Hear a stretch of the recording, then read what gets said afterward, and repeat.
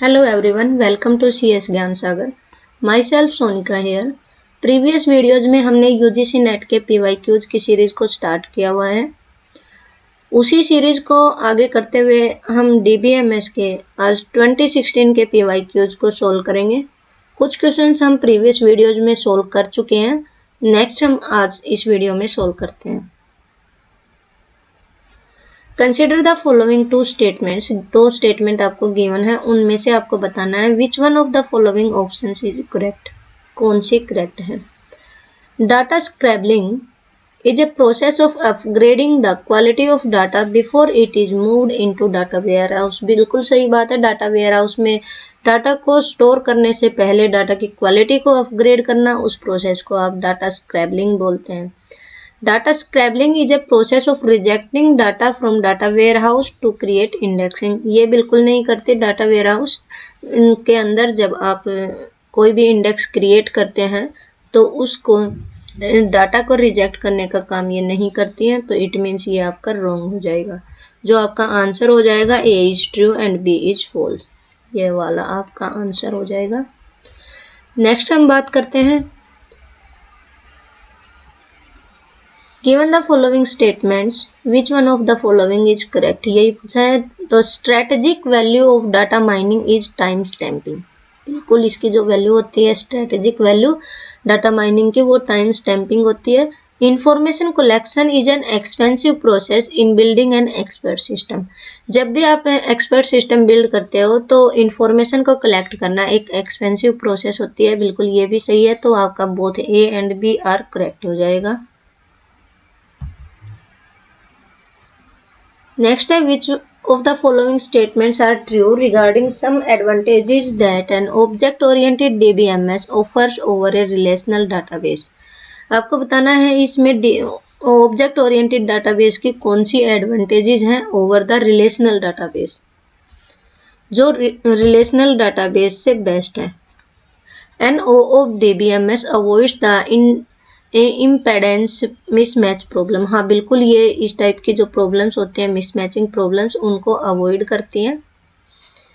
And OODBMS avoids the Phantom problem. जो Phantom read की problems होती हैं उसमें आपके रिलेशनल डाटाबेस में होती हैं, ये अवॉइड नहीं करता है इस चीज़ को. डज नॉट अवॉइड आएगा. ये इस टाइप का कोई काम नहीं करता है. And OODBMS provides higher performance concurrency control than most relational database. नहीं, हाँ ये हायर परफॉर्मेंस देता है, लेकिन रिलेशनल डाटाबेस से ज़्यादा हायर परफॉर्मेंस दे ये ज़रूरी नहीं है. रिलेशनल डाटाबेस में भी आपका लॉकिंग सिस्टम होता है जिसमें आपकी परफॉर्मेंस जो है वो बेस्ट की जाती है, हायर परफॉर्मेंस प्रोवाइड करता है. तो आप इसको नहीं बोल सकते हैं कि ये इससे हायर है. NOODBMS provide faster access. हाँ ये फास्टर एक्सेस जरूर प्रोवाइड करता है to individual data objects once they have been read from the disk. बिल्कुल ये बात सही है. तो आपका जो आंसर हो जाएगा 1 and 4 ओनली. तो ये आपका आंसर हो जाएगा. अब हम नेक्स्ट बात करते हैं. The global conceptual schema is a distributed database contains information about global relations. The condition that all the data of the global relation must be mapped into fragments.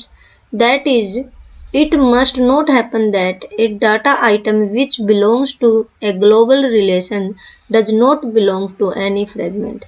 Is called. ये पूरी की पूरी definition given है और ये definition है आपकी completeness condition की. तो ये आपकी पूरी जो गिवन है डेफिनेशन, ये आपकी कंप्लीटनेस कंडीशन की है. तो आपका आंसर हो जाएगा कंप्लीटनेस कंडीशन. जो डिसजॉइंटनेस कंडीशन होती है वो क्या होती है, जब आप अलोकेशन लेवल के ऊपर रेप्लिकेट करते हो डाटा को, उसको एक्सप्लिसिटली कंट्रोल करता है. That is called disjointness condition. ये क्या होती है, controlled explicitly at allocation level.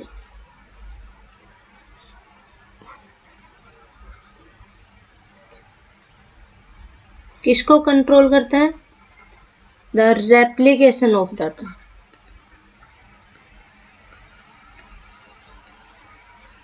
और इस टाइप की कंडीशन जो होती है that is called disjointness condition. फिर आती है आपकी रिकंस्ट्रक्शन कंडीशन। क्या होती है? रिकंस्ट्रक्शन कंडीशन होती है किसी भी फ्रेगमेंट का ग्लोबल रिलेशन क्रिएट करना, कोई भी ग्लोबल रिलेशन क्रिएट करना, रिकंस्ट्रक्ट करना, reconstruct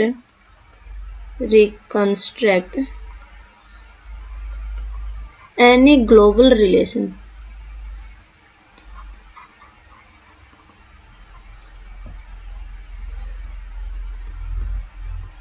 from its fragment, that is called reconstruction condition। फिर आता है एग्रीगेशन कंडीशन। क्या होती है? ये होती है किसी भी क्लस्टर के अंदर नंबर ऑफ फ्रेगमेंट्स को क्रिएट करना, फॉर्मेट करना उनको, that is called aggregation condition.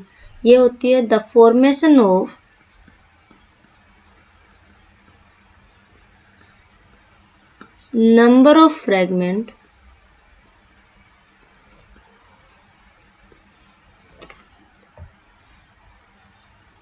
number of fragment into a cluster, और that is called aggregation condition। और जो completeness condition है वो आपकी given है।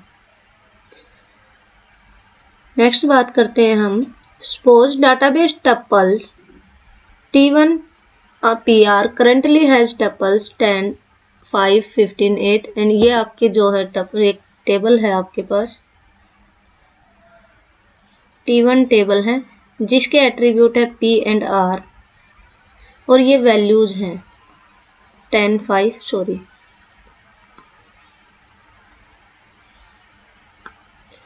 10, 5, 15, 8, 25, 6। T2 एक और टेबल गिवन है आपके पास,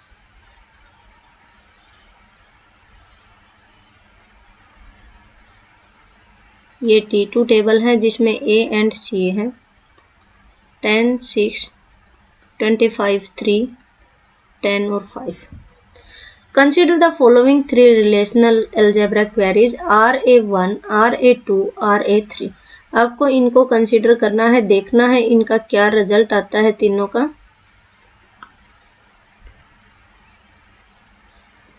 Number of tuples in the resulting table of RA1, RA2, RA3 are given by। आपको सोल्व करना है, तीनों ही रिलेशन को आपको सोल्व करना है और उसके बेस पे बताना है कि कितनी नंबर ऑफ टपल्स इनसे आती हैं। इसको थोड़ा सा नीचे करके सोल्व करते हैं।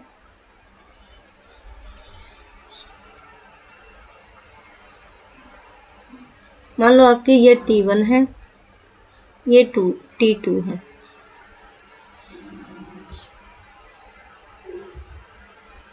T1 में आपके हैं PR और वैल्यूज हैं 10, 5, 15, 8, 25, 6। T2 में है आपके A एंड C, 10, 6, 25, 3, 10 एंड 5। अब पहले RA1 का सोल्व करते हैं। RA1 आपका बोलता है, इसने ज्वाइन की कंडीशन गिवन है, RA1 ज्वाइन गिवन है T1 join T1 dot P equal to T2 dot A T2 where this is a natural join. Natural join के ऊपर बात की गई है। नेचुरल ज्वाइन जो होता है आपका वो इक्वालिटी की कंडीशन के ऊपर वर्क करता है।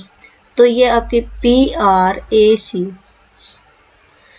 T1 की जो है आपकी T2 के साथ में ज्वाइनिंग करनी है और जो किस बेस पे ज्वाइनिंग करनी है, T1 का P वाला करना है और T2 का आपको A करना है। तो इसमें जो वैल्यूज मैच होंगी आपकी उसके ऊपर आपको ज्वाइनिंग करनी है। तो 10 है, इसमें भी 10 है, तो इट मीन्स ये ज्वाइनिंग हो जाएगी 10, 5, 10, 6। फिर 10 है आपका, 10 इसमें ये वाला है तो ये हो जाएगा 10 5 10 5। 15 है, 15 इस टेबल में नहीं है। 25 है, 25 आपका मैच होता है, तो 25 6 25 3। तो इसने बोला है कि नंबर ऑफ टपल्स निकालनी है, तो नंबर ऑफ टपल्स जो है इस रिलेशन में हो जाएंगे आपके 3 टपल्स। अब हम बात करते हैं R1T2 R12 RA2 की अब जब बात करते हो तो इसमें क्या बोला गया है आपको कि T1 ये इक्वल टू नहीं है, ये आपकी ज्वाइनिंग का ही है, सिंबल है। T1P equal to T2.A T2 वेहर, ये इस टाइप का है, ये आपका is a left outer join symbol. Left outer join symbol क्या होता है कि लेफ्ट की टेबल के सारे रिकॉर्ड्स आएंगे, वो रिकॉर्ड्स जो आपके इसमें मैच नहीं होते हैं वो वाले छोड़ दिए जाएंगे राइट साइड के टेबल के। तो आपकी जो ज्वाइनिंग है, आपकी ज्वाइनिंग तो आपने कर लिया है, PRAC, ये वाली ज्वाइनिंग है। इस ज्वाइनिंग के बेस पे तो इसमें देखो 10 5 भी है, 10 5 है, 25 6 भी है, 15 8 इसमें नहीं है, तो 15 8 और ये नल, ये वाला भी, ये सारा जो रिकॉर्ड जो रिजल्ट आएगा ये आपका सेकंड वाली का आएगा। तो सेकंड वाली में 1 2 3 4 टपल्स आपकी इस टेबल में बन जाएंगे। तो जब आप ऑप्शन देखते हो इसी के अकॉर्डिंग, RA1 में 3 टपल हैं, RA2 में 4 टपल हैं, RA3 को हमने अभी किया नहीं है, तो 3 और 4 आपकी जो है इसी ऑप्शन में है, तो ये आपका आंसर हो जाएगा। नेक्स्ट बात करते हैं, consider the table R with attributes A B C, the functional dependencies that hold on R A to B C to AB, which of the following statements are true? The decomposition of R into R1 CA R2 AB is lossy. Lossy के लिए आपकी क्या होती हैं, 3 condition होती हैं। एक तो R1 इंटरसेक्शन, ये इंटरसेक्शन है, R1 intersection R2 not equal to 5, R1 union R2 equals to R हो, जो ओरिजिनल रिलेशन है आपका। 3 में क्या कहता है, R1 इंटरसेक्शन R2 हो जो है एनी की हो R1 का या फिर की हो आपका R2 का, तो आपका रिलेशन जो है वो आपका लॉसी, ये अगर तीनों हैं तो वो लॉसलेस होगा, अदरवाइज लॉसी होगा। अब बात करते हैं हम इस ऑप्शन की, तो इसमें जब हम इंटरसेक्शन देखते हैं R1 इंटरसेक्शन R2, जब कॉमन करते हैं तो ये इसमें से आपका कॉमन आता है A। R1 यूनियन R2 जब आप करोगे तो A B C तीनों ही आ जाते हैं और तीनों ही आपके इस टेबल में है।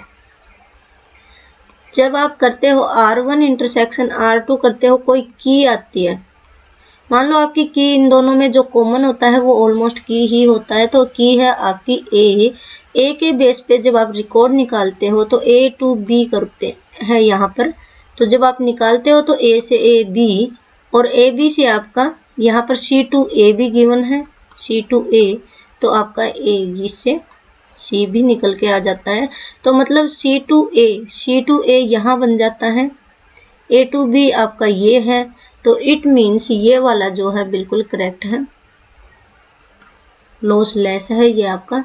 जब आप करते हो डिकम्पोजिशन, आप इस वाली चीज का करते हो,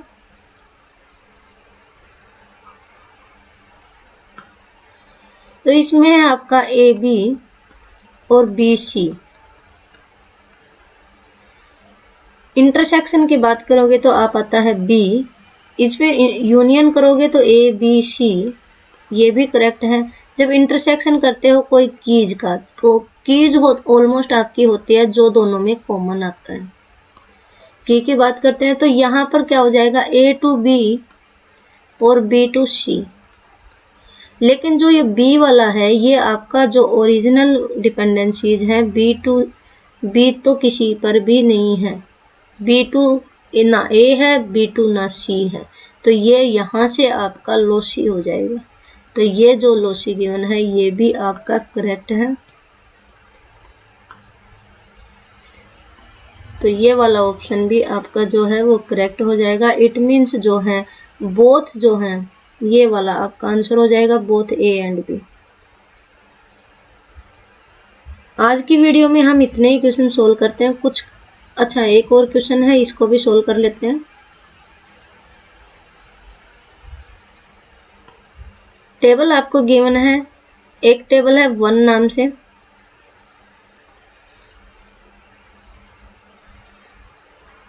जिसके एट्रीब्यूट हैं आपके x and y। Values given है 2 5 1 6 1 6 1 6 4 8 4 8। एक टेबल आपको गिवन है ये वाली, नेक्स्ट वाली 2 वाली, और इस टेबल में आपके एक्स वाई जो एट्रीब्यूट हैं उनकी वैल्यूज ये गिवन है। तो इसने बोला है कि 2 आपको क्वेरीज दी गई हैं, उन क्वेरीज में आपको for each of the SQL queries what is the cardinality number of rows of the result obtain when applied to the instance above. जब आप ये क्वेरी अप्लाई करते हो SQ1 एंड SQ2 तो आपकी जो नंबर ऑफ रोज निकल के आएंगे वो क्या आएंगे ये पूछा है। तो इस टाइप के क्वेश्चंस को सॉल्व करने के बजाय आप इजीली सिंपल वे में सीधा भी कर सकते हैं। जैसे बोला है कि सेलेक्ट स्टार फ्रॉम 1, तो इससे आपकी पूरी टेबल सेलेक्ट होके आ जाएगी। सेलेक्ट स्टार फ्रॉम 2 करते हैं तो इससे आपके ये वाली पूरी टेबल निकल के आ जाती है। यहाँ आप इस टेबल को बना भी सकते हैं। इतना सा कर लेते हैं, ये x और ये y। 255 11 44 16 48 48 99 और 16 इस टाइप की टेबल्स आपकी निकल के आती हैं। जब आप रिकॉर्ड करते हो तो ये दोनों टेबल्स आपकी निकल के आ जाती हैं।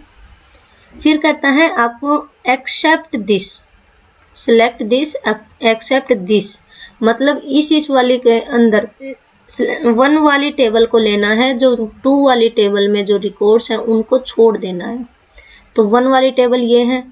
2 5 देखो आप, 2 5 क्या 2 वाली टेबल में है? 2 5 नहीं है। 1 6 है, 1 6 है तो 1 6 इसका कट हो जाएगा। फिर से 1 6 है तो 1 6 हो जाएगा कट। आपका जहाँ पर भी 1 6 है सारे 1 6 कट हो जाएंगे। 4 8 है तो जहाँ पर भी आपके 4 8 हैं सारे कट हो जाएंगे। तो आपका रिजल्ट जो आया है, टपल जो बच के आई है आपकी 1 रो निकल के आई है। बात करें हम सेकंड की, SQ की।